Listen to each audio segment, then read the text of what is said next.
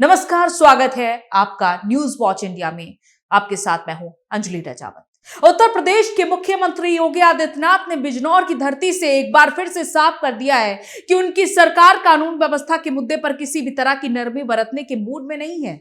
मंच से बोलते हुए योगी का अंदाज वही था जिसे उनके समर्थक बुलडोजर मॉडल और विरोधी सख्त प्रशासन कहते हैं। कायदे में रहोगे तो फायदे में रहोगे, नहीं तो मिट्टी में मिला देंगे। सूर्या चौहान हत्याकांड पर योगी का बड़ा संदेश। अपराधियों के लिए यूपी में कोई जगह नहीं। जो अपनी नालायक औलाद को संभाल नहीं पा रहा है वो समाज के साथ भारी गलती कर रहा है। असद एनकाउंटर पर सख्त संकेत। पीड़ित नहीं, अपराधियों पर आंसू बहाने वालों को जवाब। बिजनौर से माफिया, जिहादी और कानून तोड़ने वालों को खुली चेतावनी। यूपी में चलेगा सिर्फ कानून का राज। उत्तर प्रदेश के मुख्यमंत्री योगी आदित्यनाथ ने बिजनौर की धरती से एक बार फिर से साफ कर दिया है कि उनकी सरकार कानून व्यवस्था के मुद्दे पर किसी भी तरह की नरमी बरतने के मूड में नहीं है। मंच से बोलते हुए योगी का अंदाज वही था जिसे उनके समर्थक बुलडोजर मॉडल और विरोधी सख्त प्रशासन कहते हैं। लेकिन इस बार उनके निशाने पर सिर्फ माफिया ही नहीं थे, बल्कि वो परिवार भी थे जो अपने बच्चों को कानून और समाज के प्रति जिम्मेदार नहीं बना पा रहे हैं। मुख्यमंत्री का ये बयान ऐसे समय में आया जब गाजियाबाद के खोड़ा क्षेत्र में 17 साल के सूर्या चौहान की हत्या को लेकर पूरे समाज में आक्रोश है और इस मामले में मुख्य आरोपी असद पुलिस एनकाउंटर में मारा जा चुका है, जबकि अन्य आरोपियों को गिरफ्तार कर लिया गया है। घटना ने प्रदेश की कानून व्यवस्था, सामाजिक कट्टरता और युवाओं में बढ़ती आपराधिक प्रवृत्तियों को लेकर नई बहस छेड़ दी है। बिजनौर में अपने संबोधन के दौरान सीएम योगी आदित्यनाथ ने कहा कि उत्तर प्रदेश बदल चुका है। अब यहाँ अपराधियों, माफियाओं और समाज विरोधी तत्वों के लिए कोई भी जगह नहीं है। उन्होंने दो टूक शब्दों में कहा कि कायदे में रहोगे तो फायदे में रहोगे, और ये सिर्फ एक राजनीतिक नारा नहीं बल्कि उत्तर प्रदेश सरकार की कार्यशैली का संदेश है। योगी ने साफ कर दिया कि जो लोग कानून को चुनौती देंगे उन्हें कानून के दायरे में लाकर सजा दी जाएगी। मुख्यमंत्री ने यह भी कहा कि पहले उत्तर प्रदेश में अपराधियों का राज चलता था, व्यापारी डरते थे, बेटियां सुरक्षित नहीं थी और निवेशक प्रदेश में आने से बचते थे, लेकिन आज हालात बदल चुके हैं। निवेशक उत्तर प्रदेश में आ रहे हैं, उद्योग लग रहे हैं और प्रदेश देश की सबसे बड़ी अर्थव्यवस्था बनने की दिशा में तेजी से आगे बढ़ रहा है। उन्होंने ये भी कहा कि बदलाव तभी संभव हुआ है जब अपराध और माफिया तंत्र पर लगातार कार्रवाई की जा रही है।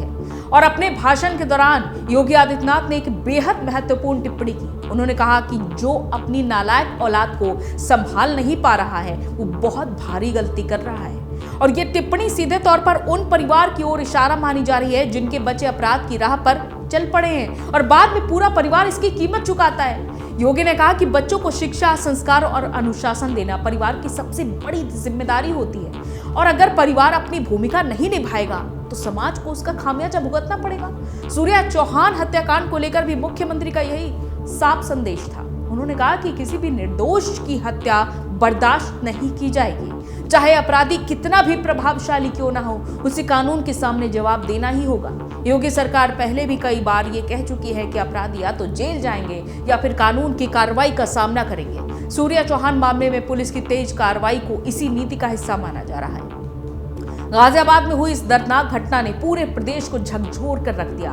एक किशोर की बेरहमी से हत्या ने लोगों के मन में कई सवाल खड़े किए। सोशल मीडिया पर न्याय की मांग तेज हुई और राजनीतिक दलों ने भी इस मामले पर अपनी अपनी प्रतिक्रियाएं दी। लेकिन सरकार ने मामले को सिर्फ बयानबाजी तक सीमित नहीं रखा। पुलिस ने आरोपियों के खिलाफ त्वरित कार्रवाई की और मुख्य आरोपी असद एनकाउंटर में मारा गया। इसके बाद से एनकाउंटर को लेकर भी राजनीतिक बहस शुरू हो गई। योगी आदित्यनाथ ने बिना किसी का नाम लिए कहा कि कुछ लोग अपराधियों के मरने पर आंसू बहाते हैं लेकिन पीड़ित परिवार के दर्द को भूल जाते हैं। उन्होंने कहा कि सरकार का पहला दायित्व कानून का पालन करवाना और निर्दोष लोगों की सुरक्षा सुनिश्चित करना। अपराधियों के प्रति सहानुभूति दिखाने वालों को आत्ममंथन करना चाहिए कि वो किसके साथ खड़े हैं, पीड़ित के साथ या फिर अपराधी के साथ। मुख्यमंत्री के भाषण में माफिया और कट्टर सोच पर भी विशेष जोर दिखाई दिया। उन्होंने कहा कि उत्तर प्रदेश में किसी भी प्रकार की अराजकता, सांप्रदायिक उन्माद या फिर कानून को चुनौती देने वाली मानसिकता को बर्दाश्त नहीं किया जाएगा। सरकार की प्राथमिकता स्पष्ट है, कानून का राज स्थापित करना और आम नागरिक को सुरक्षा का भरोसा देना। बिजनौर की जनसभा में योगी आदित्यनाथ का आक्रामक अंदाज ये साफ संकेत देता है कि 2027 की विधानसभा चुनाव की तैयारी अब राजनीतिक भाषणों में भी दिखाई देने लगी है। कानून व्यवस्था, माफिया विरोधी कार्रवाई और अपराध पर नियंत्रण ऐसे मुद्दे हैं जिन्हें बीजेपी लगातार अपने सबसे बड़ी उपलब्धियों के रूप में पेश करती रही है। योगी ने अपने भाषण में उन्हीं मुद्दों को मजबूती से उठाकर ये संदेश देने की कोशिश की कि उत्तर प्रदेश में सरकार की प्राथमिकता विकास के साथ साथ सुरक्षा भी है। राजनीतिक विश्लेषकों का मानना है कि सूर्या चौहान हत्याकांड जैसे मामलों पर सरकार की त्वरित प्रतिक्रिया जनता के बीच एक मजबूत संदेश देती है। वहीं विपक्ष लगातार एनकाउंटर नीति और पुलिस कार्रवाई को लेकर सवाल उठाता रहा है, लेकिन योगी आदित्यनाथ का रुख साफ है कि अपराध और अपराधियों के खिलाफ जीरो टॉलरेंस की नीति जारी रहेगी। बिजनौर से निकला यह संदेश सिर्फ एक भाषण नहीं था, बल्कि उत्तर प्रदेश की मौजूदा शासन शैली का सार्वजनिक ऐलान था। मुख्यमंत्री ने साफ शब्दों में बता दिया है कि राज्य में कानून सर्वोपरि है। जो कानून का सम्मान करेगा उसे सुरक्षा और अवसर मिलेंगे, लेकिन जो अपराध, माफिया तंत्र, कट्टरता या हिंसा के रास्ते पर चलेगा उसके लिए सरकार का संदेश उतना ही स्पष्ट है कि कायदे में रहोगे तो फायदे में रहोगे, नहीं तो कानून अपना काम करेगा। और यही वजह है कि बिजनौर की यह धाड़ अब पूरे प्रदेश की राजनीति और कानून व्यवस्था की बहस के केंद्र में आ चुकी है। योगी आदित्यनाथ ने एक बार फिर से स्पष्ट कर दिया है कि उनकी सरकार की पहचान विकास के साथ साथ अपराधियों के खिलाफ सख्त कार्रवाई से ही तय होगी। योगी आदित्यनाथ के इस फैसले पर आपका क्या कहना है? अपनी राय कमेंट बॉक्स में जरूर बताइए। इस वीडियो को लाइक करिए, शेयर करिए और चैनल को सब्सक्राइब करना बिल्कुल भी मत भूलिए ताकि तमाम अपडेट्स आप तक पहुंचती रहें। नमस्कार।